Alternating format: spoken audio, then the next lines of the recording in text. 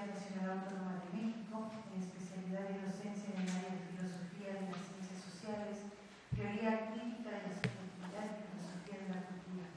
Ha centrado su trabajo en el problema de la construcción de la subjetividad, el cual ha estudiado desde el marco del pensamiento crítico, de la hermenéutica, del psicoanálisis y del postestructuralismo. En los últimos 10 años lo ha tratado también desde la perspectiva del territorio en articulación con la violencia social. También en los últimos 10 años se ha centrado en el estudio de la violencia en varios de sus aspectos. Ha combinado 10 volúmenes colectivos y obra de 5 libros.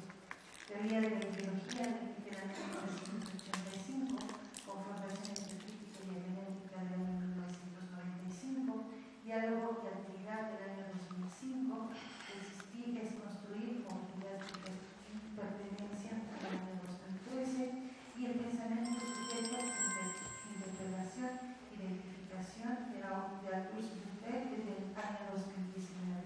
Pues muchas gracias, doctora, por estar con nosotros. No, al contrario, Yasmín, muchas gracias. A ver, espérenme. Gracias. Espérenme que estoy sacando el equipo de trabajo. O sea, los anteojos. En realidad es ese.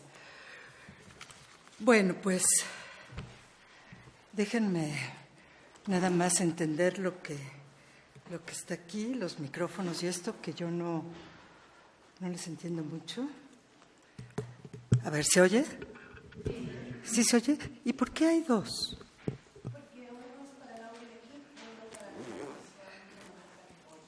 Ok. Me dan como ansias. ¿Los puedo cambiar de lugar? Así, por ejemplo. ¿Sí se oye? Sí. Ok. Bueno, pues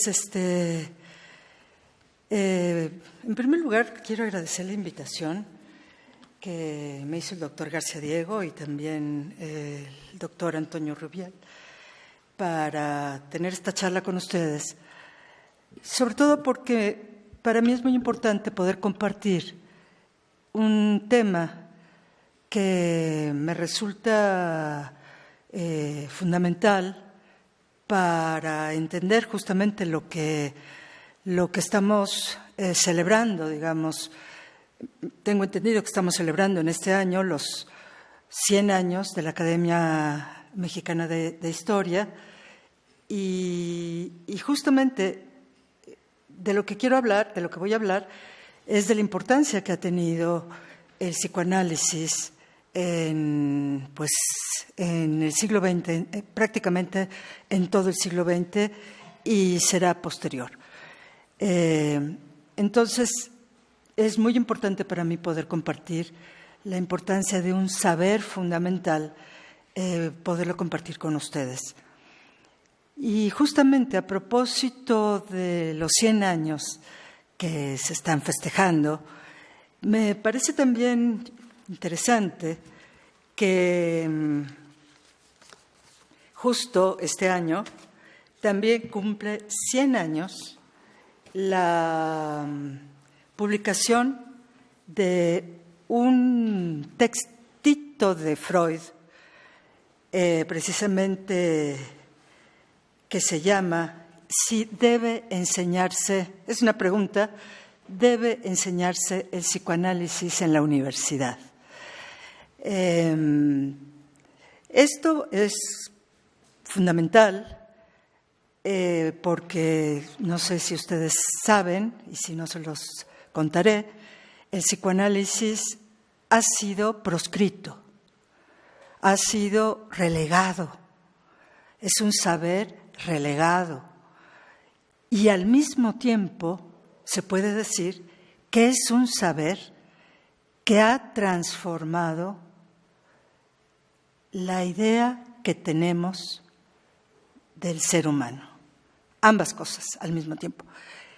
Esto que estoy diciendo, pues ya solamente eso nos puede dar cuenta de la importancia de un saber, que tiene esas dos características polares. Por un lado, el ser proscrito y por otro lado, el de habernos transformado. En este articulito que les digo de Freud, debe enseñarse psicoanálisis en la universidad, ciertamente Freud pensaba que sí era importante que se introdujera el psicoanálisis en la universidad. Él pensaba que era porque el psicoanálisis tenía efectos muy importantes en la enfermedad en general y en los tratamientos de la enfermedad no solamente psíquica, sino la enfermedad en general. En ese sentido, abogaba a favor de que se introdujera el psicoanálisis en las universidades. Yo, por mi parte, ciertamente pienso que lo que dice Freud es totalmente cierto, pero también considero que es importante el psicoanálisis por su dimensión crítica en general para las humanidades y para las ciencias sociales. Es decir, el psicoanálisis ha aportado elementos críticos a las humanidades y a las ciencias sociales. En ese sentido, creo que el psicoanálisis como disciplina es fundamental. Y, desde luego, yo pienso que también lo es como práctica clínica.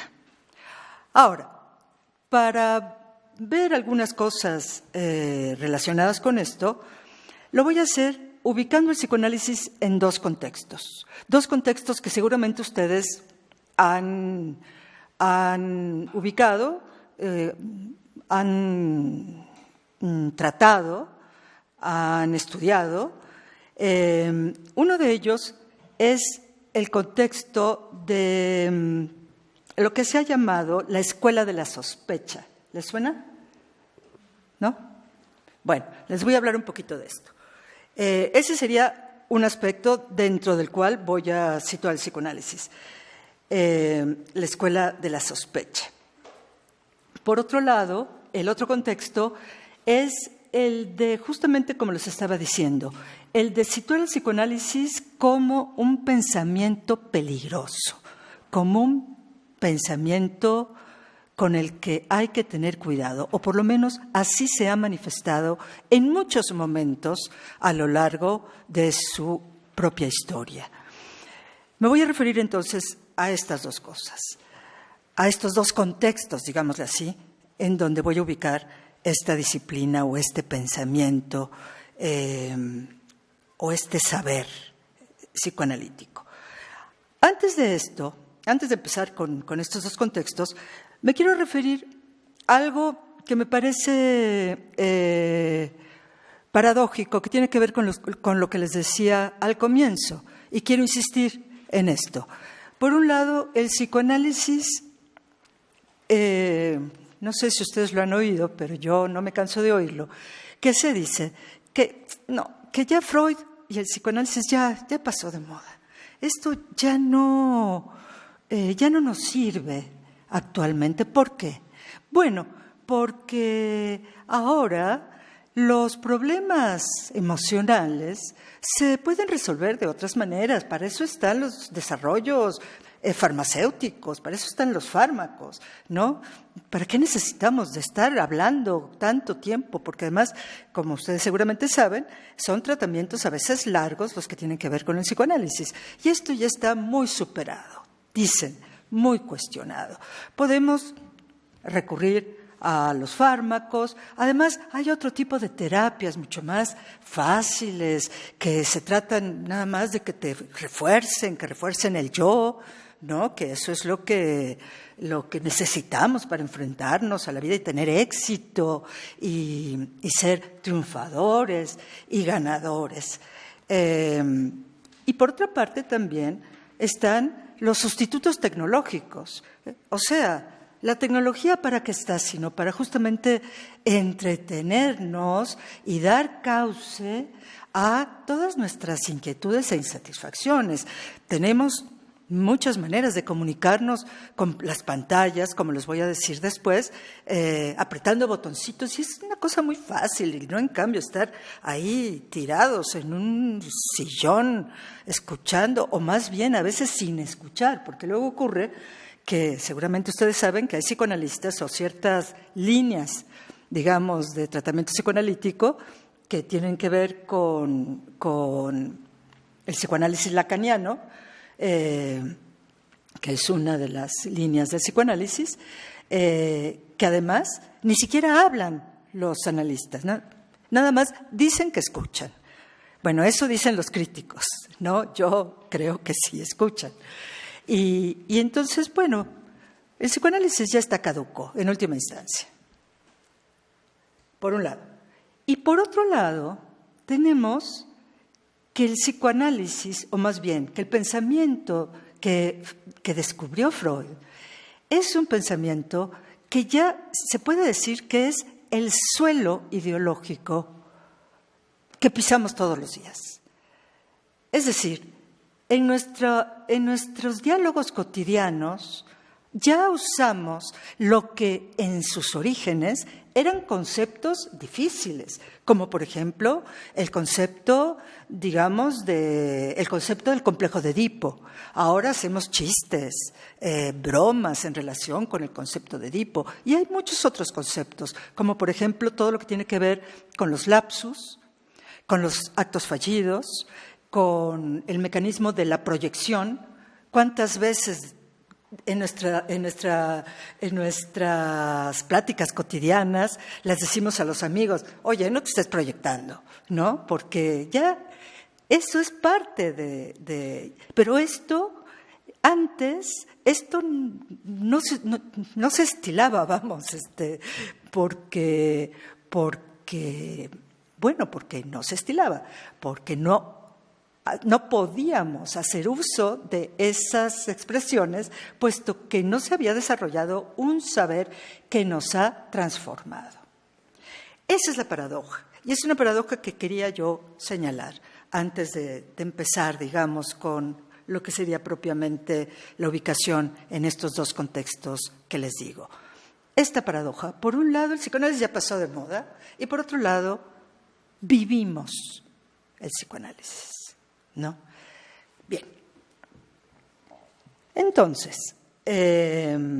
si hay algo que vaya yo diciendo y que crean que es importante para entender lo demás, me dicen, por favor, para que lo explique, ¿sí?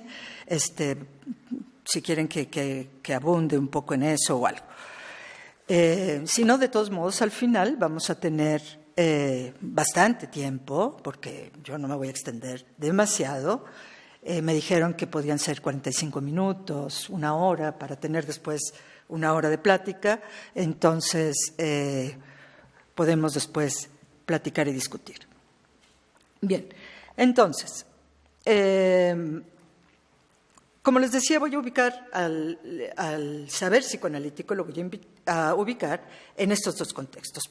Por un lado, en el del pensamiento de la sospecha o la escuela de la sospecha, y por otro lado, en esta idea del psicoanálisis como un saber peligroso.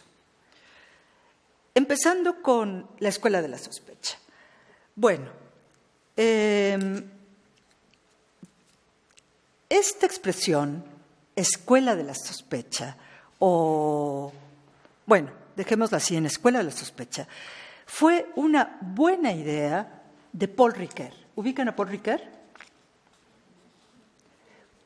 Paul Ricoeur. Bueno, Paul Ricoeur es un pensador francés recientemente fallecido, creo que murió hace como 3 o 4 años, que se caracterizó, que su pensamiento fundamental fue el pensamiento hermenéutico. La hermenéutica, hay distintas hermenéuticas. ¿Qué se entiende por hermenéutica? Se entiende una especie de, no digo, se le llama ciencia de la interpretación de los textos. Yo no digo que sea ciencia, yo diría que es un pensamiento acerca de cómo interpretar los textos. La historia de la hermenéutica es enorme y Paul Ricoeur es uno de los 3 grandes de la segunda mitad del siglo XX. Es decir, se dice, yo no sé si estoy de acuerdo, pero se dice que los 3 grandes hermeneutas son Paul Ricoeur, Gadamer, ¿se han oído de Gadamer? Y el otro es Habermas, ¿sí han oído de Habermas? Ok, entonces, yo no estoy muy de acuerdo porque no creo que Habermas sea un hermeneuta. Pero bueno, así lo dicen porque efectivamente Habermas empezó su trabajo discutiendo con la hermenéutica.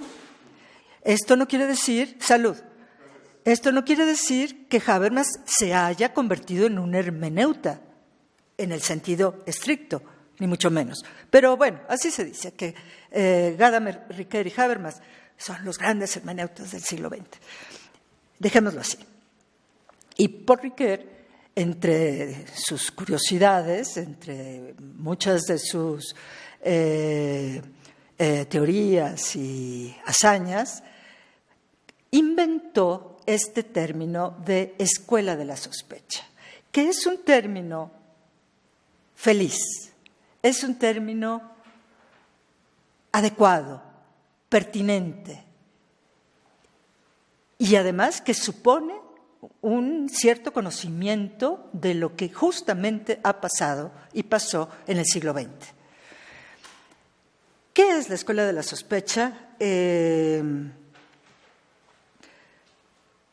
Paul Ricoeur dice que la sospecha es una forma de la hermenéutica. De hecho, él dice que se trata de la hermenéutica de la sospecha.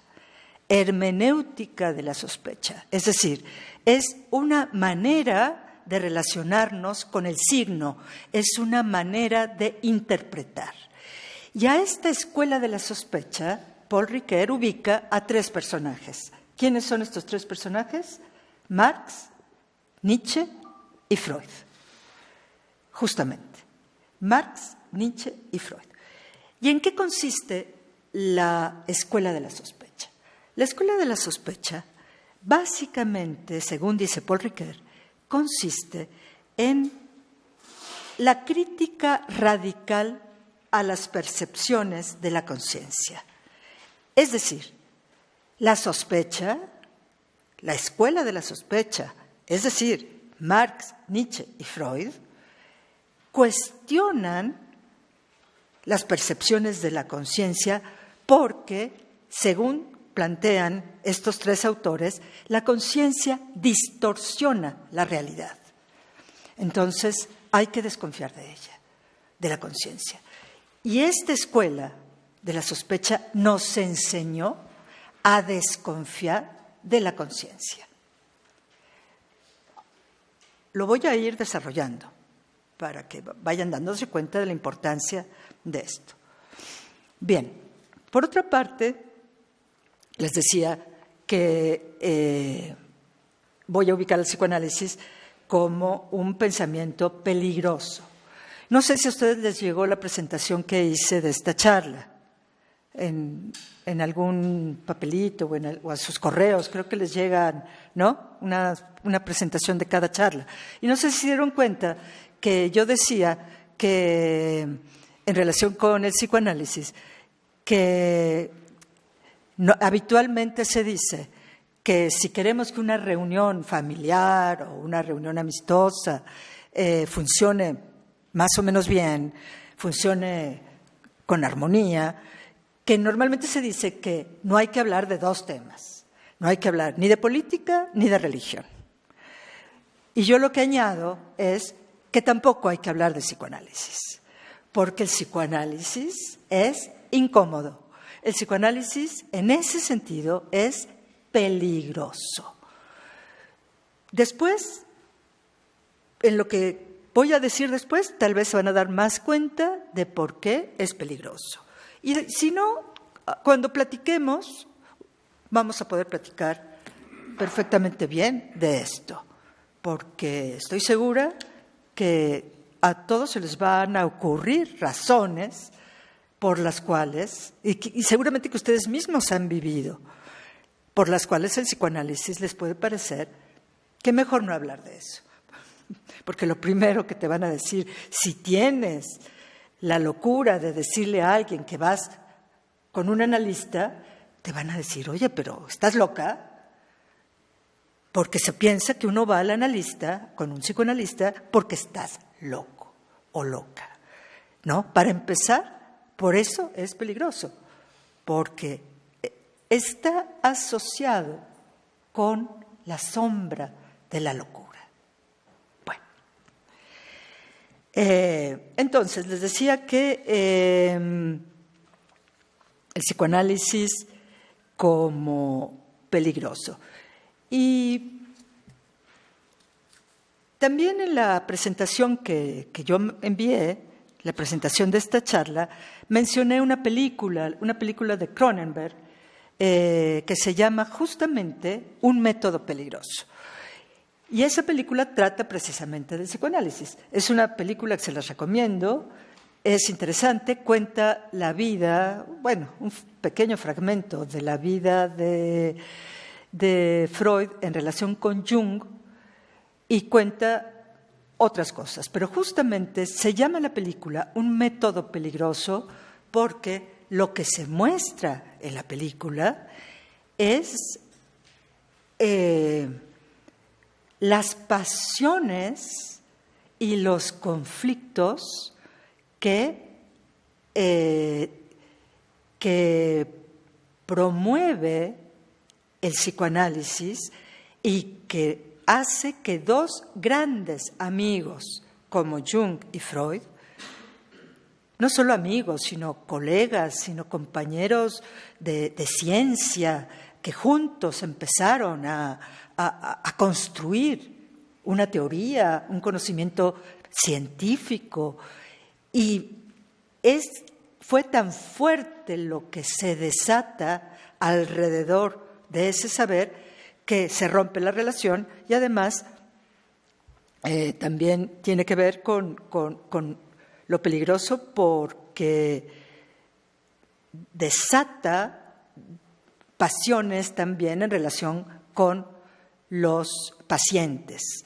La película tiene que ver con una paciente clásica, digamos, del tratamiento de Jung y de Freud, que se llama Spielrein, Edith Spielrein, que fue después una gran psicoanalista, pero tanto Jung como Freud empezaron a tratarla a ella como su paciente. Y entonces después fue un caos, porque todo el mundo se peleó con todo el mundo. La paciente con los analistas entre sí, en fin. Bien, y la película se llama Un método peligroso, pues en parte por eso, por lo que desata. El psicoanálisis desata cosas, libera deseos, libera pasiones, y en ese sentido se puede considerar peligroso. Ahora, en general, y al margen de la película de Cronenberg, la de Un método peligroso, en la vida cotidiana también ustedes seguramente han oído hablar de que el psicoanálisis es peligroso o es incómodo justamente porque permite que el ser humano se conozca a sí mismo. Y a estas alturas de nuestro siglo, yo pregunto, ¿quién quiere conocerse a sí mismo? ¿Y para qué?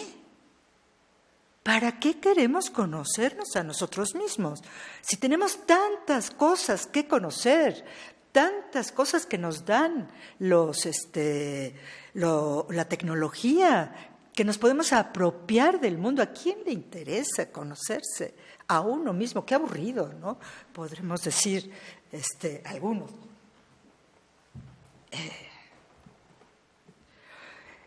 Bien. Entonces, hasta aquí llevo la introducción, la presentación. Ahora sí, ya voy a empezar a hablar de la escuela de la sospecha. Voy a empezar con esto, con lo de la escuela de la sospecha. Como les decía, fue Paul Ricoeur el que tiene la genial idea de inventar la expresión de la escuela de la sospecha para referirse a tres grandes de la historia, no solamente del siglo XIX y XX, sino de la historia: Marx, Nietzsche y Freud. Y Paul Ricoeur habla de dos formas de hacer hermenéutica. Una que le llama la hermenéutica de la escucha y otra que es la hermenéutica de la sospecha. ¿Qué es esto? La hermenéutica de la escucha es una forma de interpretar los signos, de interpretar el mundo, en la que no se duda de lo que se dice. Es decir, se tiene confianza, se tiene fe en el lenguaje, se tiene confianza en que lo que se nos dice no hay que desconfiar de eso, ¿no? No se parte del cuestionamiento, sino se parte de la confianza. El mejor ejemplo que se me ocurre es el de la interpretación de los textos bíblicos, que de hecho fue ahí donde comenzó la hermenéutica. La hermenéutica comenzó justamente interpretando los textos bíblicos, pero si ustedes se fijan, se interpretan, hay múltiples interpretaciones de los textos bíblicos, pero si se fijan, no se duda de la verdad de quien lo dice. Hay distintas maneras de interpretar los textos, pero nunca se piensa que nos están engañando. ¿Sí me explicó? Nadie piensa que Jesús, al hablar, engañaba. Y tampoco se piensa que los evangelistas, cuando nos narran los hechos, nadie piensa que nos están engañando.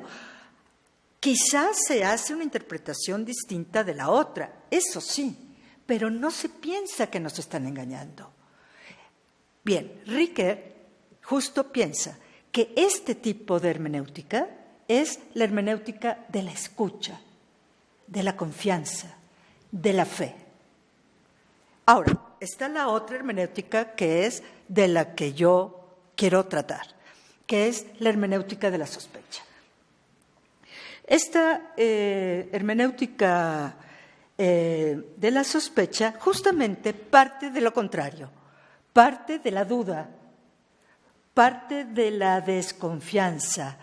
¿Y qué es básicamente lo que hace la hermenéutica de la sospecha? Lo que hace es criticar las ilusiones de la conciencia. Critica las ilusiones de la conciencia.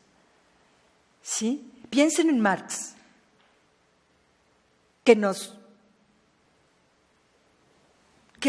hizo pensar que no todo lo que dice el discurso gobernante de los gobernantes es verdadero. Por ejemplo, piensen en Nietzsche, que nos ayudó a pensar que no todo el discurso de la cultura hegemónica es verdadero, sino que representa los intereses de lo que Nietzsche llamaba los sacerdotes, pero no se refería a los sacerdotes en el sentido estricto de la palabra, sino se refería a un discurso que justamente buscaba engañar para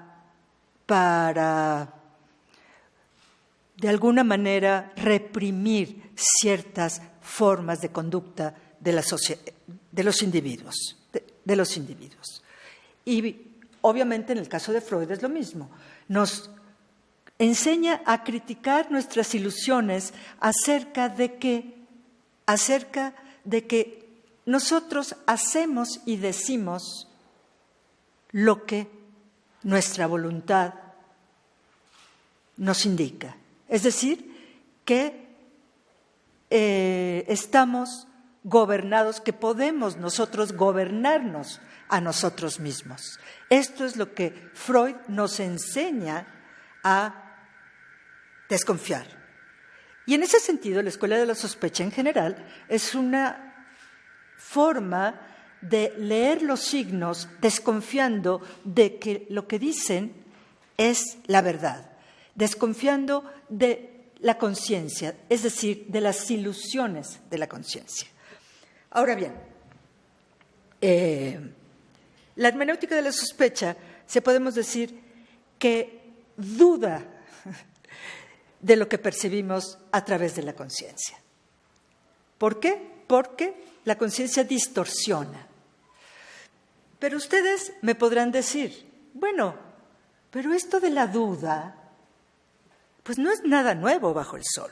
Es decir, esto de la duda, pues ya está desde hace mucho. No sé si ustedes se acuerdan de René Descartes. ¿Sí se acuerdan de René Descartes? Y el discurso del método. Y seguramente se acuerdan que Descartes parte justamente de la duda. Y fíjense lo interesante de Descartes, para llegar a la verdad, necesita partir de la duda de todo lo que lo rodea, de todo aquello que cuanto existe, dice. ¿De qué es lo único que no duda? De lo único que no duda es de que duda. Eso es lo único que no duda. Y en ese sentido, como dudar es pensar, entonces de lo único que no duda es de que piensa. Y por eso entonces la famosa frase de Descartes, pienso, luego existo. ¿Ven? Entonces ustedes dirán, bueno, ¿y entonces qué hizo Freud? Si ya Descartes nos había enseñado a dudar de todo. Bueno, pues hay una diferencia interesante. No sé si ustedes se dan cuenta, porque efectivamente Descartes partió de la duda. ¿Qué diferencia hay? Bueno, la diferencia es que justamente Descartes dudaba de la información que nos arrojan los sentidos, ¿sí? Mientras que Freud, no. Freud de lo que duda es de la información que nos arroja la conciencia.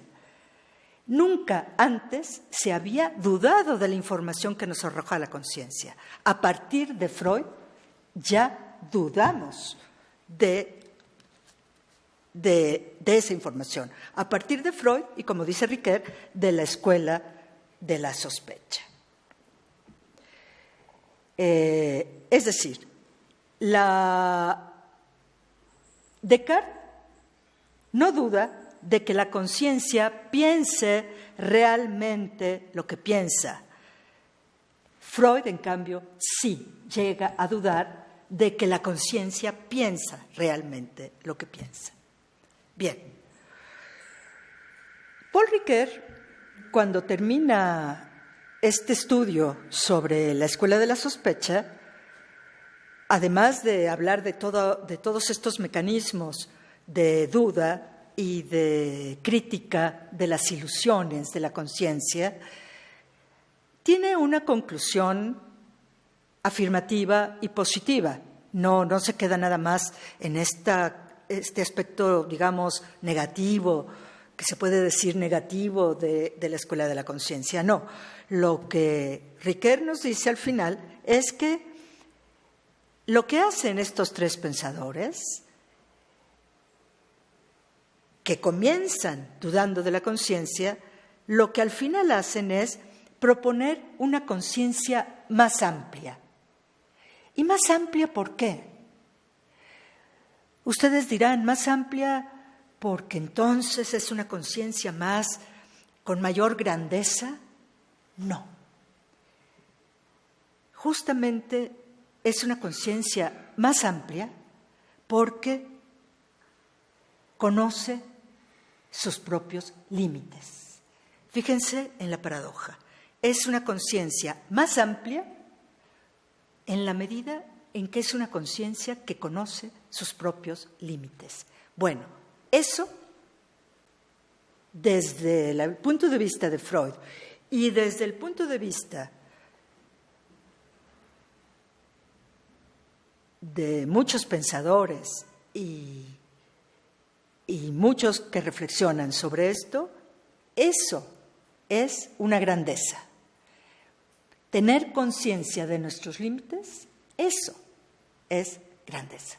Pero bueno, en este sentido, pues, el psicoanálisis lo podemos ubicar dentro de esto que sería la escuela de la sospecha. Ahora voy a pasar al otro contexto, al contexto del psicoanálisis como un saber peligroso. En primer lugar, en la película esta que les contaba yo de Cronenberg, hay un episodio, o sea, es en la época y aparece en la película cuando Jung y Freud fueron invitados a Nueva York. No fueron invitados a Nueva York. Fueron invitados a Massachusetts, a la Universidad de Clark, a dar unas conferencias de todo esto que estaban ellos descubriendo. Y en Estados Unidos, bueno, querían que había gente interesada en esas investigaciones y querían que ellos fueran a hablar. Entonces, la leyenda, que no es leyenda en realidad, parece que sí ocurrió así porque Jung se lo contó a Lacan, este psicoanalista que les digo que es relevante y que inició un pensamiento alternativo, digamos, del psicoanálisis, freudiano, pero con sus complementos, digámosle así. Y Jung se lo contó a ese psicoanalista. Entonces, no es leyenda, pero lo que pasa es que se ha convertido casi como en un mito, que iban en el barco, Jung y Freud, y que cuando llegaban a Nueva York, por la costa, al puerto de Nueva York, vieron la Estatua de la Libertad, y entonces Jung, muy emocionado, le dice a Freud: mira, ahí está el futuro. Y entonces Freud, con su escepticismo de siempre, con su puro, le dice: ¿ya se habrán dado cuenta de que les llevamos la peste? Freud pensaba que les llevaba a los norteamericanos la peste al llevarles el saber psicoanalítico. Freud mismo consideraba peligroso al psicoanálisis. En ese momento, Freud sabía que lo que estaba transmitiendo era justamente la posibilidad de que el ser humano se conociera a sí mismo. Y como les decía, que conociera esta conciencia más amplia de la que nos hablaba Ricoeur, pero más amplia en el sentido de que conocemos nuestros propios límites. Y esto de conocer nuestros demonios, nuestros tormentos internos, eso para Freud era la peste. Ese es el primer sentido en el que el psicoanálisis es peligroso. Otro sentido. Un segundo sentido. Ustedes han oído hablar también, seguramente, de que en relación con Freud se habla del giro copernicano. ¿Sí han oído? ¿Más o menos? Sí. Ok. Para los que no lo han oído, justo se considera peligroso también por eso, porque se le considera algo equivalente al giro copernicano. Y Freud mismo consideraba así a su propio saber. En 1917, Freud escribe un libro, un ensayo que se llama Una dificultad del psicoanálisis, en donde habla de que en la historia de la humanidad se han vivido 3 heridas narcisistas. Es decir, ¿qué es esto de 3 heridas narcisistas? Bueno, 3 golpes al orgullo colectivo como especie, 3 golpes al ser humano en su concepción misma de ser humano. 3 heridas narcisistas, o sea, de narciso, ¿no? De esta especie de ego inflado. Bueno, 3 heridas narcisistas. La primera, dice Freud, justamente fue la revolución copernicana, la de Copérnico, ¿no? Cuando nos damos cuenta, cuando el ser humano se da cuenta de que giramos alrededor, que somos una cosita que gira alrededor de una estrella, de las múltiples estrellas, de las múltiples e infinidad de galaxias que existen en el universo. Dice Freud que ese fue un duro golpe al narcisismo de la humanidad. La segunda herida narcisista, dice Freud, que es la teoría de la evolución, o sea, el descubrimiento de Darwin, según el cual la raza humana no es el resultado de un acto de creación específico, intencional, sino que somos el eslabón de una cadena evolutiva que nos emparenta con los demás seres vivos. Esto es otro golpe, dice Freud, otra herida narcisista que ha sufrido la humanidad. Y la tercera herida narcisista es el propio psicoanálisis. El propio psicoanálisis que Freud lo compara con, justamente, con algo parecido a la revolución copernicana. ¿Por qué? Porque si se pensaba que el núcleo del cosmos era la Tierra, en torno de la cual giraba el resto del universo, y de pronto quedamos descentrados, ya no somos el centro, quedamos descentrados. Lo mismo ocurre en el aparato psíquico. La conciencia, que era el centro del ser humano, alrededor de lo cual giraba todo lo demás, a partir de Freud, la conciencia queda descentrada, fuera de centro. Ya no es un núcleo en torno de lo cual giramos, sino que para Freud ese núcleo sería el inconsciente. Y esto, diría Freud, es equivalente al descentramiento del giro copernicano, de la revolución copernicana. Y esta sería entonces la tercera herida narcisista que sufre la humanidad. ¿Por qué? Bueno, justamente porque lo que ocurre con esto es que nuestra conducta, a partir de esto que nos explica Freud, de esta herida narcisista, nuestra conducta ya está determinada no por lo que nosotros queremos hacer, sino está determinada por procesos inconscientes que además no controlamos. Pero todavía peor, no solo no los controlamos, sino que ni siquiera los conocemos, ¿no? Entonces, esto para el narcisismo, digámosle así, del ser humano, en donde siempre hemos querido sentirnos como floreros, esto es un golpe. Y a eso se refiere Freud. A partir de esto ya no somos dueños de nosotros mismos. Y en eso consiste el peligro.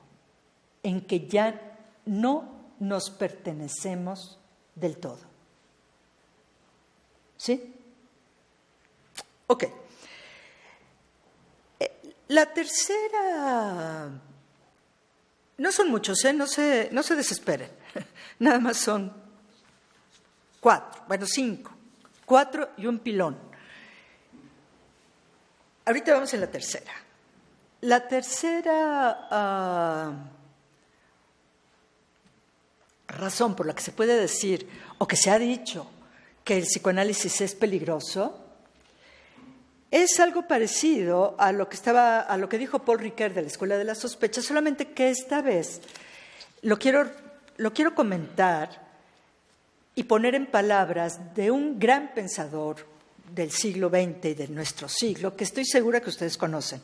¿Conocen a Michel Foucault? Sí. Claro, Foucault es muy importante para la filosofía y para la historia también. Bueno, yo creo que es importante para todos los campos culturales, ¿no? Pero justamente Foucault tiene un librito hermoso que se llama Marx, Nietzsche y Freud. Y habla de la Escuela de la Sospecha. Y justamente dice que Paul Ricoeur estuvo muy bien al hablar de estos 3 personajes, Marx, Nietzsche y Freud, como Escuela de la Sospecha. ¿Por qué?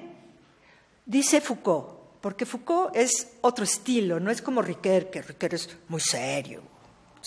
Foucault es poeta, bueno, digo yo, es como poeta. Dice las cosas bonitas, bien dichas. Eso no quiere decir que no sea muy riguroso también, no, pero escribe hermoso. Y dice Foucault que Ricoeur tenía razón en hablar así de estos señores, ¿no? De Marx, de Nietzsche y de Freud. ¿Por qué? Porque en realidad son como detectives. Esa escuela de la sospecha, ¿por qué? ¿De qué sospechan? Porque son como detectives que sospecharon de la maldad del signo, dice Foucault. Sospecharon del signo, de la maldad del signo. ¿Y por qué maldad del signo? Bueno, porque dice Foucault que desde el siglo XIX el signo, o sea, el lenguaje, se convierte en algo malévolo. ¿Por qué malévolo? Bueno, porque nos dimos cuenta de la terrible ambigüedad de las palabras. Es decir, las palabras son multívocas, tienen múltiples significados, y dice Foucault que esa ambigüedad de las palabras tiene algo de malevolencia. ¿Por qué malevolencia? Habría que preguntarle. Bueno, porque si ustedes lo pensamos un poco más a fondo, más hacia nosotros, digamos, ¿por qué malevolencia? Bueno, porque la ambigüedad de las palabras nos deja solos. La ambigüedad de las palabras deja solo al lector. La ambigüedad de las palabras, la ambigüedad del lenguaje, deja al intérprete, deja al lector atenido a sus propias fuerzas y perdido entre sus interpretaciones. Nos deja solos, perdido entre nuestras interpretaciones y, dice Foucault, con riesgo de acercarnos a la locura. ¿Qué es la locura? Sino no poder salir de un círculo infinito de interpretaciones. ¿Qué es sino la locura?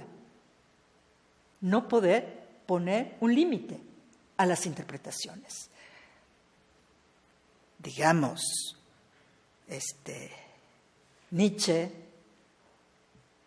a quien admiro y respeto, cuando se sentía Zaratustra y bailaba creyendo Zaratustra, creyendo que era Zaratustra, bueno, ahí se acercó a la locura porque no pudo poner un límite a la interpretación de sí mismo. ¿Y cuántos otros? ¿No?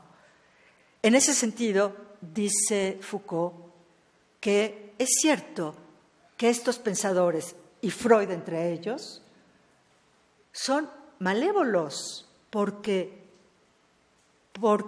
nos abrieron la infinidad de las interpretaciones, la ambigüedad de las palabras, la ambigüedad del lenguaje, la ambigüedad del signo.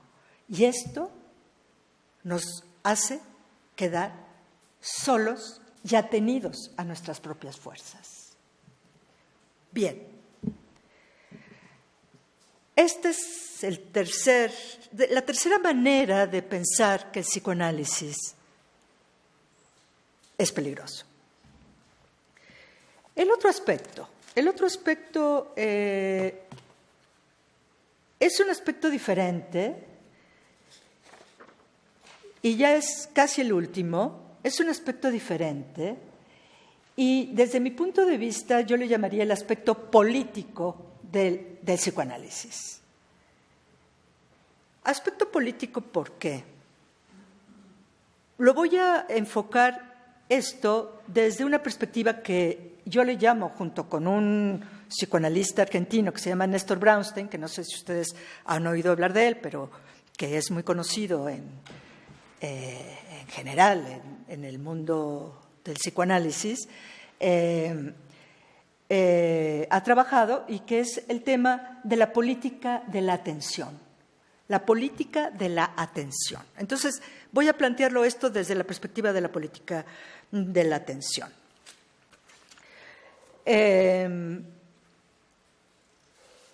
Este tema de la política de la atención la voy a plantear a partir de 4 pasos sencillos. El primer paso, que ya lo había yo mencionado más o menos, es que uno de los rasgos del presente que vivimos hoy es que estamos rodeados de pantallas pequeñas, medianas, grandes, de celulares, computadoras, televisores, cine, pero estamos rodeados de pantallas.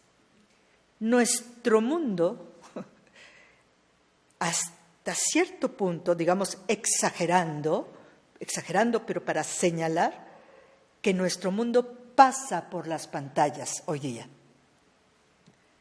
Bien.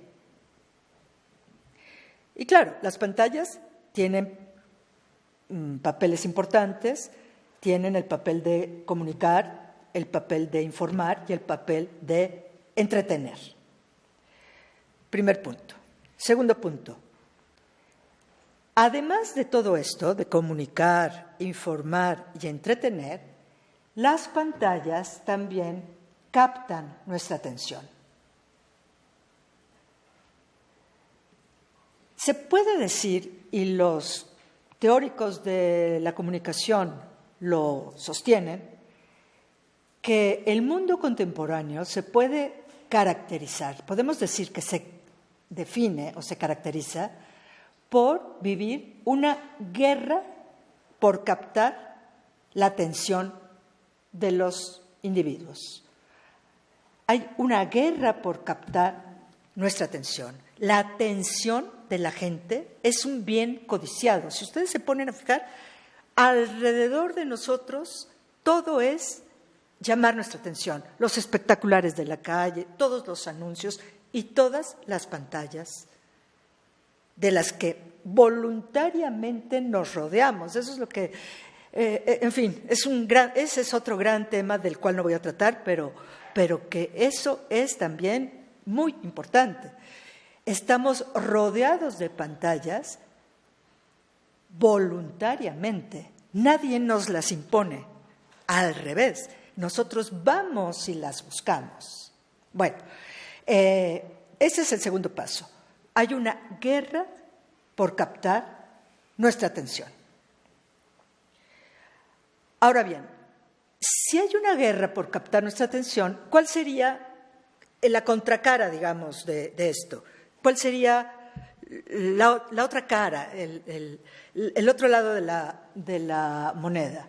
La otra cara de la moneda, ¿cuál sería?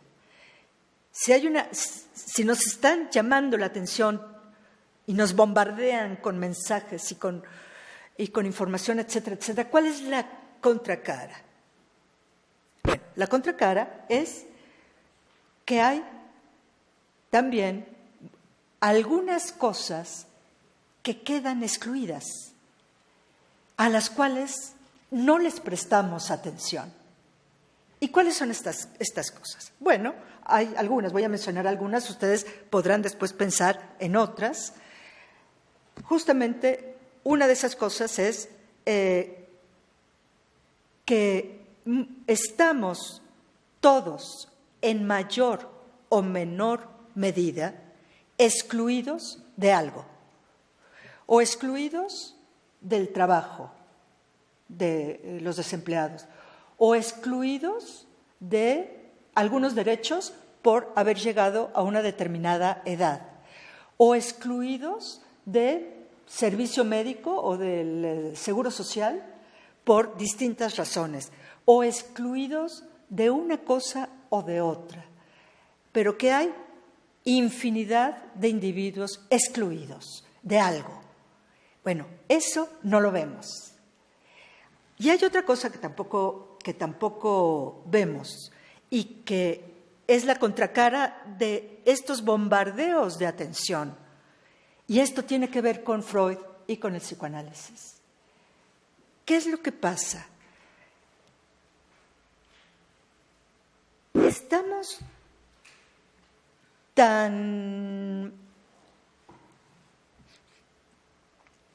tenemos tanta información de todo tipo, desde noticias del mundo y de México y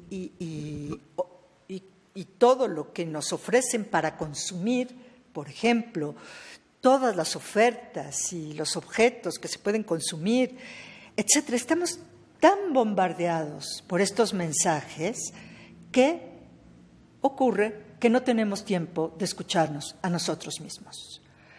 Y justamente lo que ocurre es que hay algo que queda excluido, bastante excluido, y es precisamente el inconsciente de los individuos lo que queda excluido. No lo escuchamos. El inconsciente no lo escuchamos. Y esto, la posibilidad de dejar de escuchar todos los mensajes que nos bombardean para escuchar al inconsciente, para escucharnos a nosotros mismos, eso sería una subversión y sería un acto político en contra del condicionamiento al que estamos sujetados. En ese sentido, sería que el psicoanálisis es también un peligro, porque si el psicoanálisis nos invita a escucharnos a nosotros mismos, vamos a tener que dejar de escuchar tantas otras cosas que nos están ofreciendo para consumir, para divertirnos, y de pronto vamos a descubrir que hay otras cosas a las que escuchar, a las que atender. Bien, y pues eso sería prácticamente todo. Un último punto que no podía yo dejar de mencionar, así muy brevemente, que el psicoanálisis también es peligroso, pues para la filosofía. ¿Y por qué? Bueno, porque justamente si la conciencia queda desplazada, ¿qué es lo que pasa? Que le quita a la razón sus bases de apoyo y la filosofía procede a partir de la razón y de la racionalidad. Es decir, el psicoanálisis que descentra a la conciencia le da un golpe a la filosofía tradicional porque le quita su base de apoyo, que es una cierta racionalidad, una cierta razón centrada en la conciencia. Y entonces, ¿qué es lo que tenemos nosotros que hacer, nosotros, los filósofos? ¿Qué es lo que tenemos nosotros que hacer? Bueno, pues justamente no nos ha quedado más remedio que reconocer que los filósofos tampoco somos dueños en nuestra propia casa, que ya no somos amas de nuestra casa, ni amos en nuestra casa. Y hemos tenido que, desde hace mucho tiempo, y sobre todo desde Marx, Nietzsche y Freud, hemos tenido que encontrar otras formas de racionalidad no centradas en la conciencia y construir nuevas formas de pensar en filosofía. Hay un autor que dice, una filosofía, un filósofo dice esto, ¿no? Tenía que ser, una filosofía no amerita el nombre de filosofía si no sostiene el desafío del descubrimiento de Freud. Se los voy a leer otra vez. Una filosofía no amerita el nombre de filosofía si no sostiene el desafío del descubrimiento de Freud. Y hasta aquí llegué. Esto sería lo que yo venía a comentarles acerca del psicoanálisis y su relevancia para el siglo XX y para nuestro siglo. Y ahora me encantaría escucharlos a ustedes. A ver, espérame tantito. Bueno, pues si alguien tiene alguna duda, por favor, levante la mano. Sí. Antes de llegar el micrófono.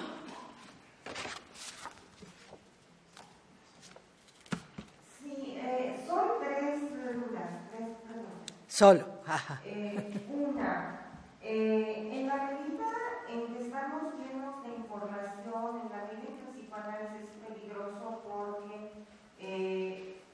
no nos permite conocernos a nosotros mismos, ¿no se podría considerar que además de estos demonios internos existe una vacuidad interna en el ser humano que se está tratando de llenar con objetos externos? Otra cosa, si el psicoanálisis, de acuerdo a esto, no somos conscientes de nuestras propias motivaciones, no estaría planteándose la tesis de que no somos completamente libres, o sea, un cuestionamiento a la libertad humana.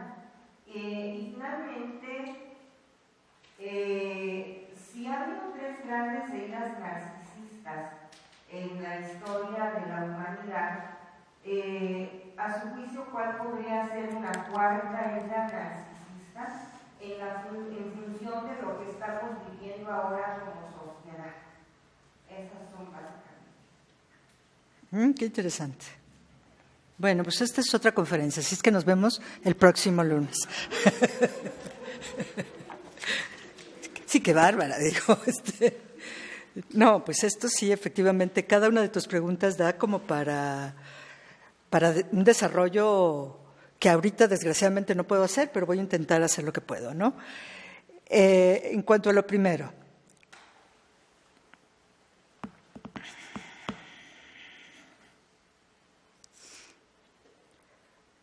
sí, las pantallas que nos rodean nos llenan de información. O las cajas, porque el radio no es pantalla, pero también nos llena de información. Estamos bombardeados de información. Y tú preguntas si no hay una vacuidad interna en el ser humano, por lo cual nos llenamos de esa información. Es muy interesante lo que preguntas. Lo que te respondería, digamos, alguien desde el psicoanálisis, ¿no?, que es lo que yo quiero hacer, es exacto, es lo que tú dices. Pero yo no lo pensaría en términos de vacuidad. justamente yo lo pensaría en los términos de lo que les dije hace un momento. Lo que no vemos y no podemos ver por tanta información es nuestro inconsciente. No nos podemos ver a nosotros mismos. Tienes razón, yo hablé de demonios. Lo que a veces se descubre cuando nos vemos a nosotros mismos, y por eso Freud decía que les llevaba la peste a los norteamericanos, porque lo que se descubren son demonios, son fuerzas y deseos que tratamos de ocultar porque socialmente no está permitido expresar esos deseos. Hay un pensador, un filósofo, que decía que debíamos tener miedo de lo que es el hombre mismo. Un pensador antiguo, no helénico, no contemporáneo, que daba miedo pensar en lo que es el ser humano. Tenemos miedo de pensarnos como de lo que somos capaces. Desde entonces y hasta la fecha, cuando nos vemos a nosotros mismos, podemos de pronto descubrir que hay cosas que están ahí atoradas y que se pueden liberar, ¿no? Yo no pienso entonces que hay vacuidad. Yo pienso todo lo contrario. Yo pienso que justamente tenemos mucho que descubrir y que esta información, este estruendo informativo, no nos impide escuchar. Eso es lo que yo pienso de tu primera pregunta. De tu segunda pregunta, de que si no somos libres, bueno, en filosofía el problema de la libertad y del determinismo es un gran problema, digamos, que se ha discutido desde siempre, desde el comienzo de la filosofía hasta nuestros días.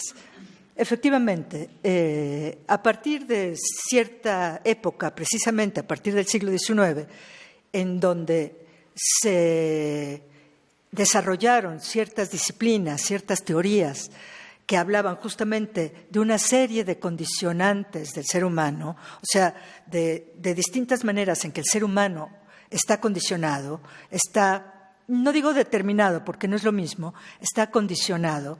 Efectivamente se empezó a discutir si el ser humano ya no tenía libertad.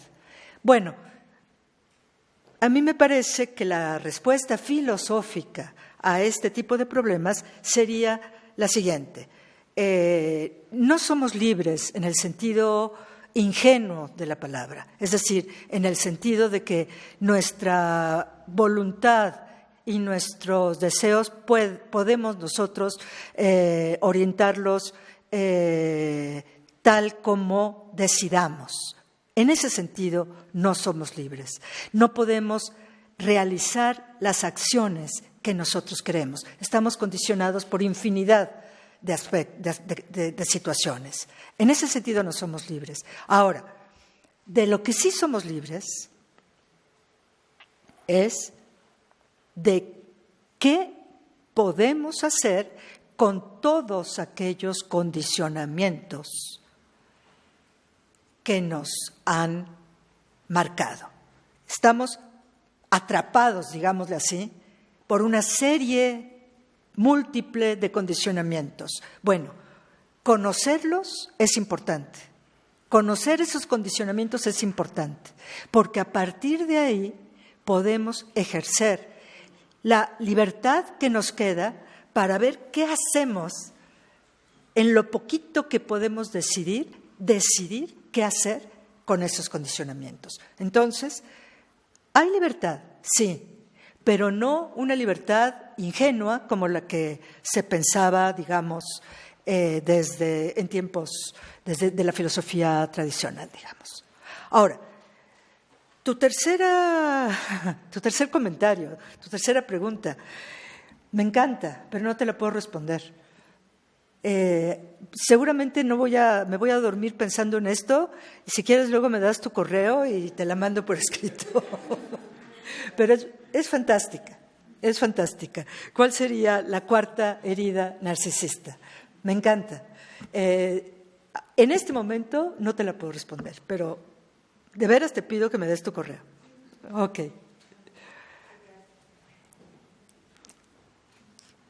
Doctora, buenas noches. ¿Qué tal? Su charla es la cuarta que se engarza en un diplomado que trata sobre las revoluciones que ha experimentado o que experimentó el siglo XX. Creo que aquí todos nacimos en ese siglo. Y la primera trató sobre la revolución científica, específicamente sobre la forma en que el pensamiento de Albert Einstein, la teoría de la relatividad, incidió sobre la forma que nos concebíamos dentro de la percepción del universo, en tiempo y espacio. La segunda fue un tanto más mundana, fueron revoluciones sociales, ¿no? El comunismo, las revoluciones sociales que se dieron en América Latina. La tercera fueron revoluciones tecnológicas, todo el cúmulo de cambios que se dieron a nivel pragmático en nuestra vida diaria.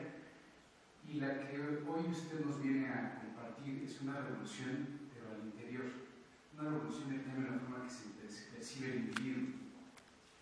Los anteriores vimos cómo es un incremento de conocimiento y un continuo, pero en el caso de usted menciona cómo el psicoanálisis en el siglo XX provocó este cambio y que pasó a ser un conocimiento proscrito, un conocimiento ya caduco. ¿En qué momento histórico ocurre eso? ¿En qué momento la crítica, no sé qué hizo en Karl Popper, precisamente contrapuso a la teoría de la relatividad con el psicoanálisis, y quizá cobró un auge considerar que el psicoanálisis era una pseudociencia y que actualmente ya nadie habla de psicoanálisis o se considera algo obsoleto? ¿Qué fue lo que siguió? ¿Qué es lo que sigue? En el siglo XXI, ¿qué tenemos que pueda darle continuidad a eso? Que pueda darle continuidad al desconocimiento o a la crítica al psicoanálisis. Más bien al descubrimiento del yo, a esa introspección, a no solo fijarnos en lo que ocurre afuera, en el cosmos, o en lo social, en lo colectivo, sino lo que ocurre en el interior.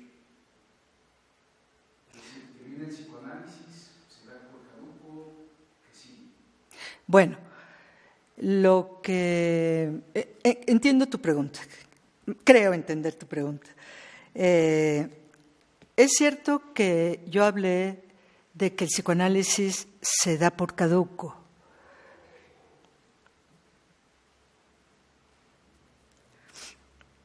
Yo lo que quería mostrarles a ustedes es un poco las ideas corrientes, ¿no?, acerca del psicoanálisis, las ideas comunes acerca del psicoanálisis. Así como decía yo que en una reunión se debe prohibir hablar de psicoanálisis porque siempre hay alguien que se siente afectado. También en esa anécdota elemental que les decía. Pero yo quería más bien comentarles un poco de ideas comunes acerca del psicoanálisis, de que en algunos ámbitos se da por caduco. Desde mi punto de vista y desde el punto de vista de un número amplio de teóricos, tanto freudianos como lacanianos, y que siguen a distintos pensadores del psicoanálisis, que pueden ser también junguianos eventualmente, o adlerianos, en fin, hay distintas formas de psicoanálisis, aunque de alguna manera todos tengan sus bases en Freud. El psicoanálisis no ha caducado. El psicoanálisis sigue vigente y quizá Pero eso lo digo yo y quizá seguramente otros pensadores también, pero voy a decirlo yo. Quizá en estos momentos de nuestro mundo es más relevante atender lo que el psicoanálisis enseña, precisamente por lo que le respondía a la compañera hace un momento. Es decir, frente al bombardeo de información que sufrimos, que nos impide ver más allá de nuestras narices, que nos impide ver más acá de nuestras narices, más bien, justo el psicoanálisis tiene mucho más que enseñarnos ahora, creo yo, que antes. ¿Que se considera caduco? Sí. Se considera caduco porque se considera justamente peligroso. Se considera, y por muchas razones se puede considerar peligroso. Yo les hablé de 4 o 5, pero también puede ser peligroso el que atendamos a otros deseos que no son el deseo de la productividad. En una sociedad de mercado, que es la sociedad que vivimos, en una sociedad, si ya vieron toda la parte de esto que decías que vieron en una sesión anterior, en la parte de las teorías sociales acerca de las revoluciones, etcétera. Bueno, si la sociedad de mercado nos condiciona para ver solamente objetos de consumo, porque hasta la diversión es consumo, ¿no? Que el psicoanálisis nos invite a otro tipo de atención, eso es peligroso. Y por ese motivo, es uno de los motivos por los cuales se considera peligroso, porque nos distrae de los condicionamientos que son los útiles para la reproducción del estado de cosas en el que vivimos. Entonces, yo no creo que el psicoanálisis esté caduco. Al contrario, yo pienso que hay distintas formas de acceder al psicoanálisis, pero creo que hoy, más que nunca, el psicoanálisis es más considerado peligroso precisamente porque va en contra de lo dominante masivamente, que es la información a través de la infinidad de medios. Yo le llamo pantallas porque me gusta eso de las pantallas, que son desde las más chiquitas hasta las más grandes, pero de la infinidad de medios, ¿no? Dejar de atender a esos medios es casi considerado herético. Quien no esté en Facebook, ¡uy, Dios!, está fuera del mundo, ¿no? Directamente. No te enteras, no existes. Si no estás en Facebook, no existes. Bueno, ¿cuántas veces me lo han dicho? Y sí que estoy en Facebook, pero no lo consulto. No sé si respondí tú más o menos. Bueno, antes de continuar aquí en la academia, vamos a ceder la palabra en la Universidad de Baja California. Por favor, doctor, tenemos 3 lugares. Kevin, por favor, las dudas. Hola, ¿qué tal? Buenas tardes. Desde Tijuana tenemos 3 preguntas. La primera sería, pensando en la duda y la sospecha, nosotros los historiadores somos los psicoanalistas de los hechos. ¿Podría suscribir esta afirmación? La segunda, usted comentó que por estar bombardeados de tanta información ignoramos el inconsciente de nosotros mismos. La pregunta es, si se llega a poner atención a nuestro inconsciente, ¿no se volvería entonces en algo consciente? ¿O siempre existirá algo que siempre permanecerá inconsciente? Y por último, ¿el psicoanálisis ha influido de alguna manera en cuanto a la concepción del arte? Eso sería todo. Muchas gracias. La última pregunta, perdón, es si el psicoanálisis ha contribuido a la... ¿A la qué? A la concepción del arte. ¿Del arte? Ok. Sí, gracias. No te veo, pero te oigo. Gracias por tus preguntas. me parecen también muy interesantes. Me encanta tu primera idea de que los historiadores sí son los psicoanalistas de los hechos.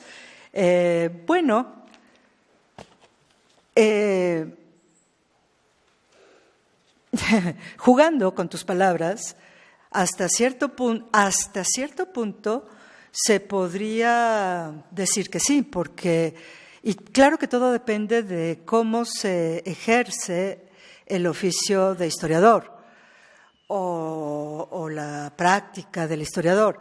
Pero si el historiador justamente lo que va es, como diría Foucault y como hasta cierto punto hizo el mismo Foucault, va a desenterrar y a lograr que se escuchen voces y verdades de la historia que han sido acalladas, entonces tu figura es muy pertinente.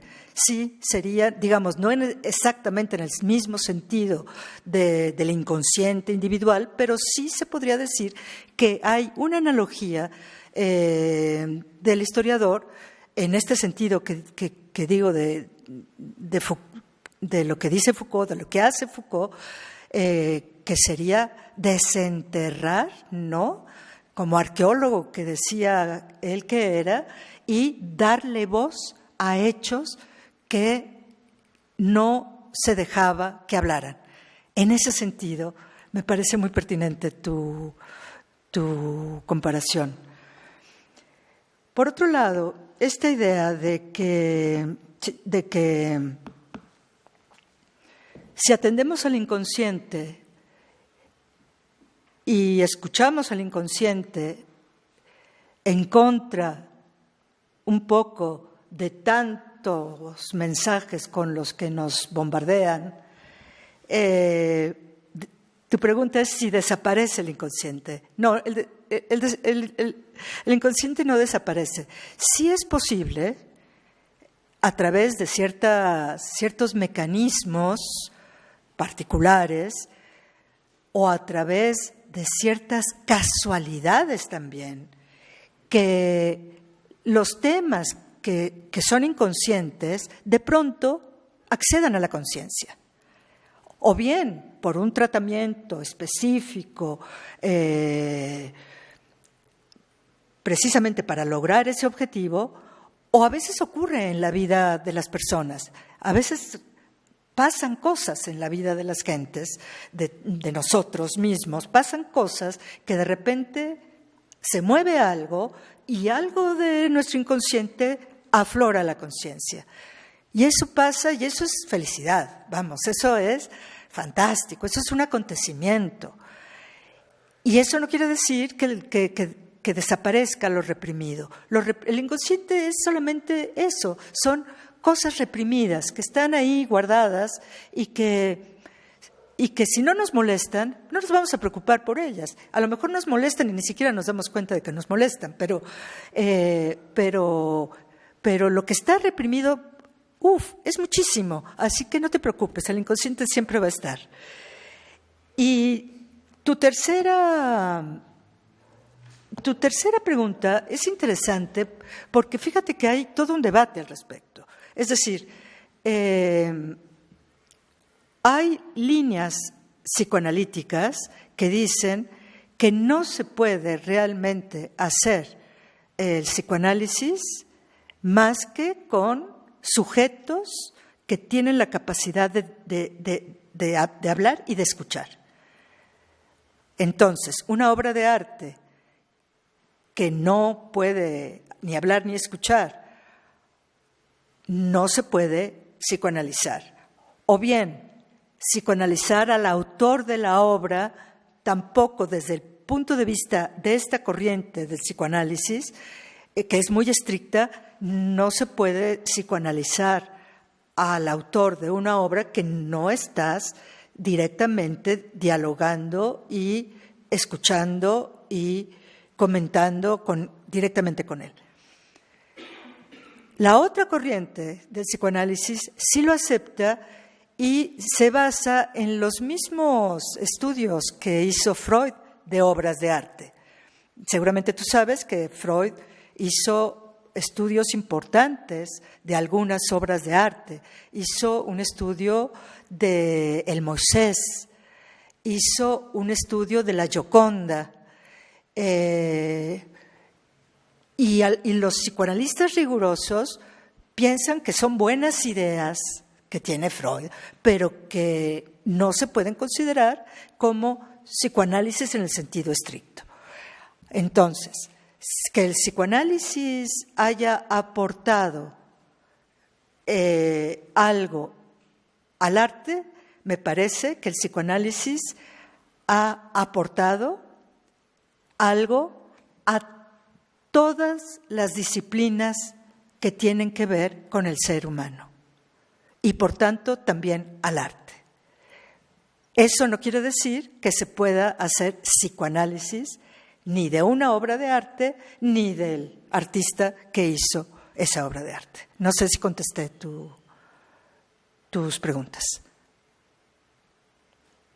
¿Está ahí? Sí, muchas gracias.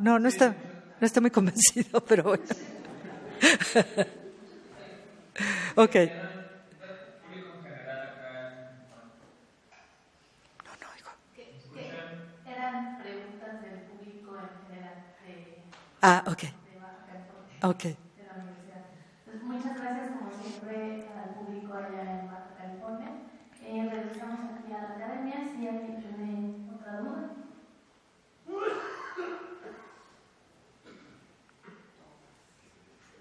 Bueno, buenas noches, doctora. Pues muy interesante. Creo que más que tener certezas, pues nos dejas con más cuestionamientos, y de eso se trata la filosofía, de desafiarnos precisamente y poner atención a nuestro sujeto, ¿no?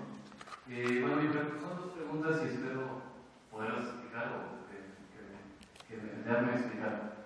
Entonces, Freud, al realizar este estudio del psicoanálisis, podemos decir que, y al estar analizando las obras de los dos pensadores, podemos decir que inclusive hace una crítica hacia el antropocentrismo de los que justamente también Jorge y Adorno estaban en esta idea de la crítica, del libro clásico de crítica al iluminismo, porque precisamente poniendo en el centro y todos los discursos o los metarrelatos, por así decirlo, fueron cuestionados precisamente porque el centro era el ser humano, ¿no? Con esas ideas ilustradas.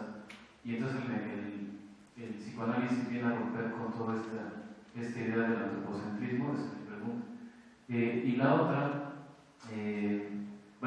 más bien se desprende, todavía no termino, lo que Freud estaría cuestionando entonces también, lo que planteaba Marx y Nietzsche sobre sus propias ideas que tenían para entender al ser humano, ¿no? O sea, el psicoanálisis también Freud discute con estos personajes.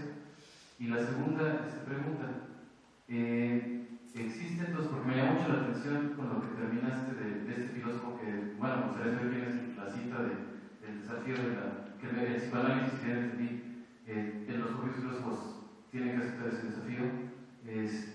¿Existe ya algo que critique al propio psicoanálisis? No en esta visión, como decías, de sentido común, sino justamente como sistematizar toda una crítica fundamental al propio psicoanálisis. O sea, si ya hay algún valiente que diga, a ver, vamos a criticar ese mismo método desde el punto de vista del propio método psicoanalítico. No sé si me expliqué.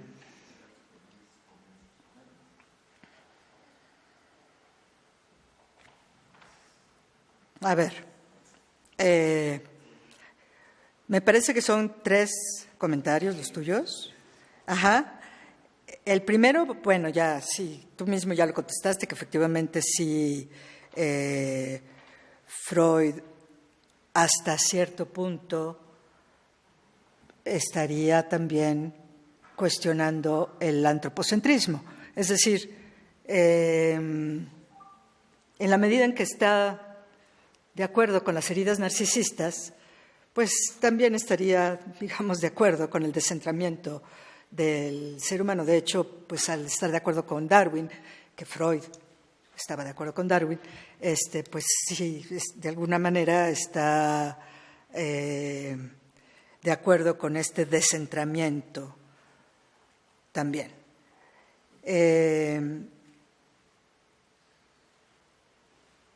Por otro lado, lo que dices de Marx y Nietzsche es interesante. Mira,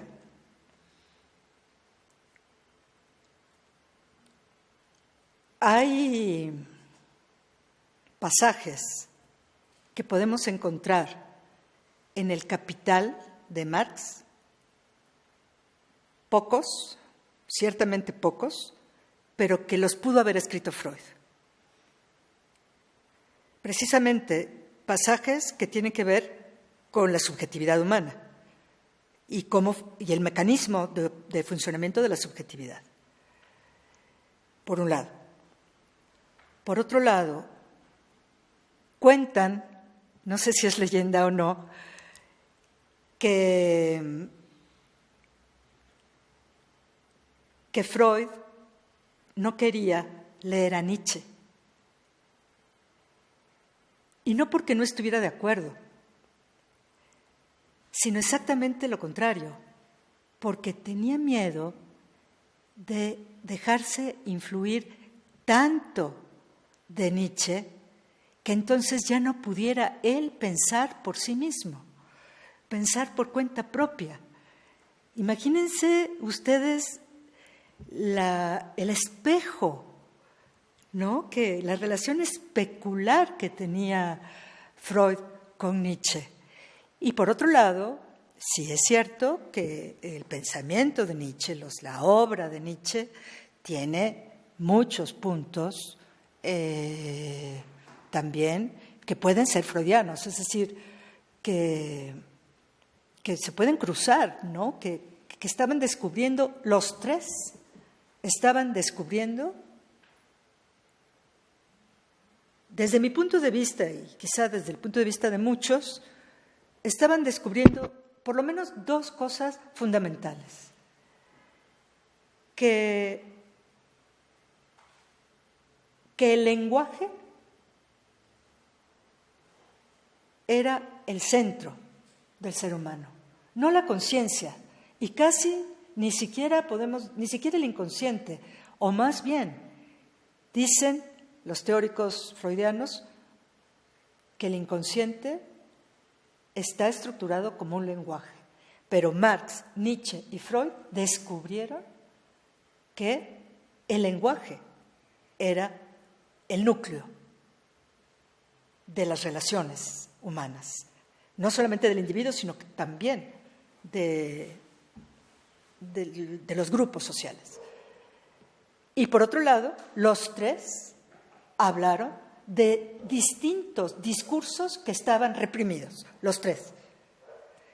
Entonces, en ese sentido, por eso decía yo que es feliz la expresión de Paul Ricoeur de la Escuela de la Sospecha, porque efectivamente los juntó a tres personajes que descubrieron cosas iguales. Digo, con todas las diferencias del caso, ¿no? Pero podemos decir que descubrieron cosas iguales. No sé si, bueno. Y la otra cosa que preguntas, no entendí bien tu pregunta. Si es nada más el autor que leí esa cita es Alain Badiou. Alain Badiou es un filósofo francés, sí, de una escuela estructuralista, postestructuralista, que dominó en Francia, digamos, a partir de los años 50 del siglo pasado. El estructuralismo y el postestructuralismo dominaron, por un lado en Francia, pero por otro lado se extendió a todo el mundo, y hoy día pues seguimos, muchos de nosotros seguimos pensando desde el postestructuralismo. Y Alain Badiou es uno de los representantes de esta escuela, y él es el que habla de esta idea de Freud. Este pensamiento, la filosofía contemporánea, prácticamente es muy poca la filosofía contemporánea que no piense desde el psicoanálisis, es decir, que no tome en cuenta los retos, o sea, que no se enfrente a los retos del descubrimiento freudiano. Ya no podemos hablar de libertad con la misma serenidad con la que se hablaba antiguamente de libertad. Ya sabemos, tenemos que ser conscientes de nuestros límites, tanto en lo individual como en lo grupal, como en lo social y como en la política. Tampoco podemos pensar en términos políticos como se pensaba antes de Freud. Hay que reconocer ciertas limitaciones que nos ha enseñado el psicoanálisis. Y bueno, y Marx y Nietzsche. ¿Sí contesté algo? Si tienes otra duda, yo no tengo mucha prisa. No sé si aquí ustedes tengan prisa, pero yo por lo pronto todavía hay 15 minutos.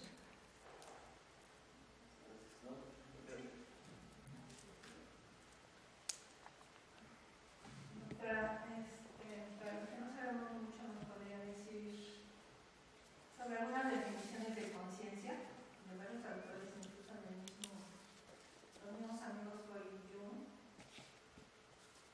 Sí, hay una diferencia en el concepto de conciencia de Freud y el de Jung. Y que si Jung, ese comentario que hizo al principio de asociados con la sombra de la luna, tiene algo que ver con la sombra de Jung, como se incluye las sombras. ¿Qué tanto fue lo que los hizo separarse? ¿Perdón? ¿Por qué se separaron? O sea, yo no sé si fue la misma película que usted menciona. Yo alguna vez vi una película donde Carl Jung psicoanaliza a una mujer de la cual se enamora o tiene relaciones y después ella se convierte en psicoanalista. ¿Es esa película? Sí. Bueno, en esa época también estaba que Nietzsche también se había enamorado de una psicoanalista, ¿no? Una rusa. Entonces, no sería el papel de la mujer que pudiera influir en algunos conceptos de estos psicoanalistas. Y también mencionó usted que la duda, me pareció escuchar como que la duda era sinónimo de pensamiento. Hablando de Descartes. Al decir que no dudo, el que dudo, ¿no? Y si no podíamos cambiar a dudar de la duda, que parece lo mismo, pero iba a ser diferente. Y siempre también se ha hablado de que el psicoanálisis o esa terapia es cara, que no todos tenemos acceso. Entonces, la mayoría de la gente del planeta no accede ni sabe mucho de lo que es esta teoría del psicoanálisis, ¿no? Aunque tengamos por medios masivos el consumo o quizás de una forma velada del psicoanálisis, pero acceder a ello como terapia, pues creo que no es tan amplia como decir que abarcamos a toda la humanidad. O sea que misma Latinoamérica tiene otra forma de resolver sus problemas a través de la religión católica, o China o África, y que pareciera como que el psicoanálisis era más bien enfocado a cómo se vive en Europa o cómo se vive en estos países de primer mundo.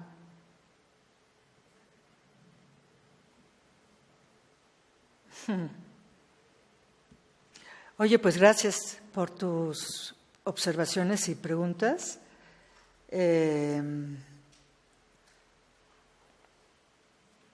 Sí, en muchas cosas tienes razón, pero bueno, voy a tratar de ir en orden. Primero,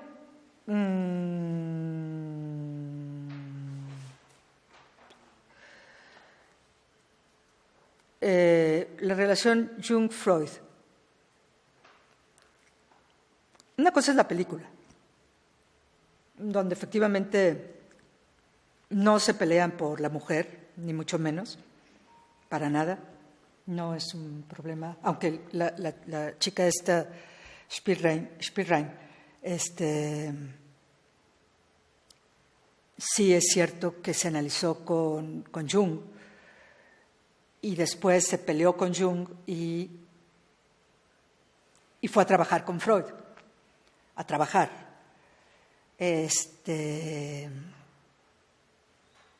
Y después ya no sé qué pasó. Pues la película abarca unos años nada más. La diferencia entre Jung y Freud son diferencias sobre todo teóricas, son diferencias conceptuales. Hay múltiples diferencias, de las cuales ahorita nada más me viene más o menos clara una de ellas, que es la idea precisamente del inconsciente. Es decir, para Freud,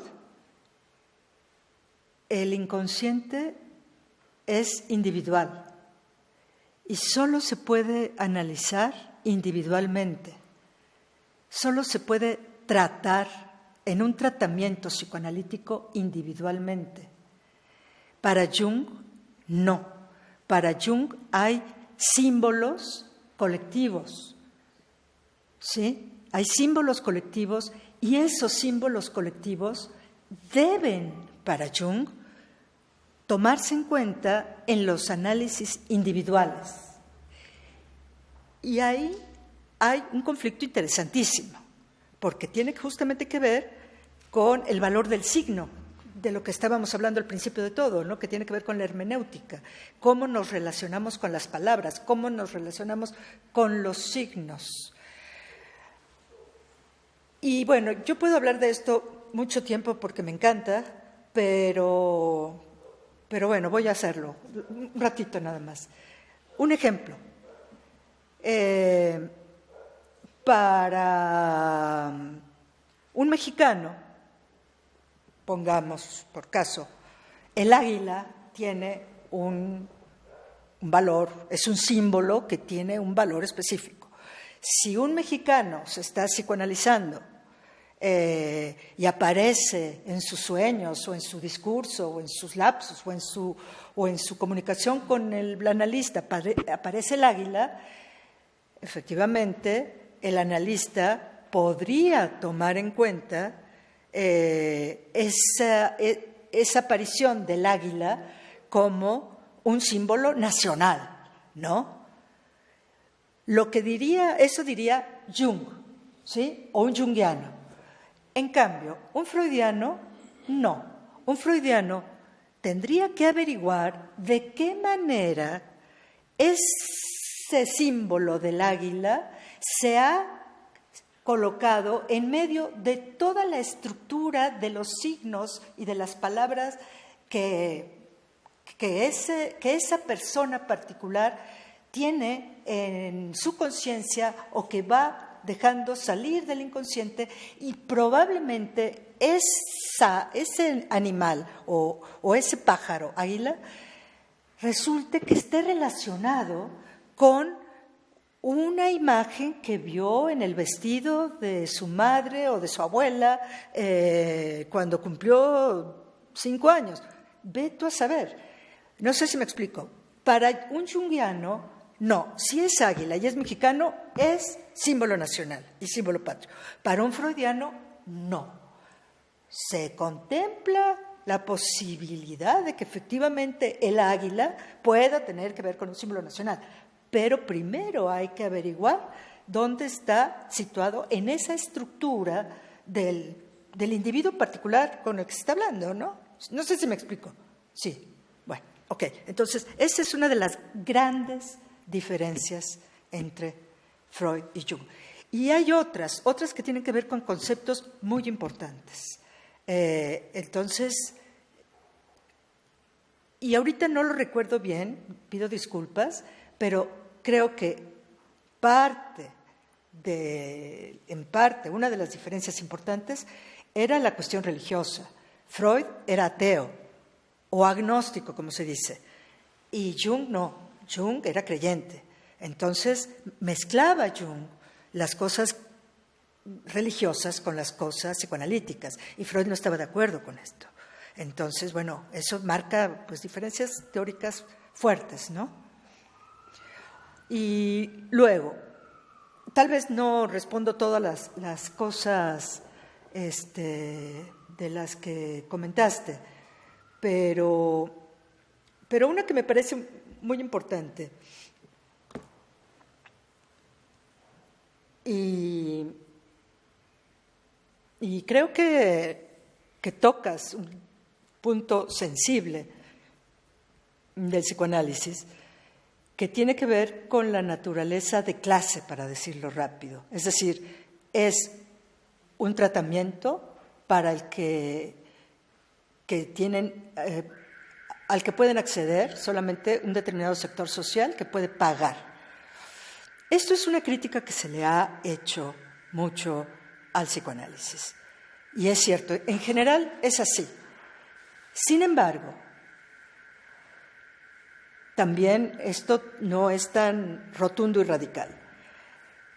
Hay muchas instituciones, aquí en México, y si estás interesada yo te puedo averiguar, que dan terapias individuales, no colectivas, porque también hay de grupo y todo eso, pero terapias individuales a muy bajo precio, con muy bajo costo, precisamente tomando en cuenta esta crítica que se le ha hecho al psicoanálisis, que entonces no es democrático, en el sentido de que todos puedan acceder a él. Y hay instituciones que institucionalmente tienen esa política. Y por otro lado, yo conozco muchos psicoanalistas que también tienen la política de a los que pueden pagar les cobran un dineral para que ellos a su vez puedan pagar las terapias de quienes no pueden pagar. O sea que igual pueden cobrar 200 pesos a alguien y 2,000 pesos a otro alguien. Porque sí, son unos bárbaros. A veces cobran una cantidad impresionante, pero cuando pueden pagar. Entonces, yo creo que sí hay una crítica importante que se ha hecho al psicoanálisis por ser clasista, pero también creo que ha habido respuestas de instituciones y de psicoanalistas que han tratado de corregir esa situación. ¿Alguien más? Bueno, pues damos por concluida la sesión de hoy. Muchísimas gracias, doctora. No, al contrario, gracias.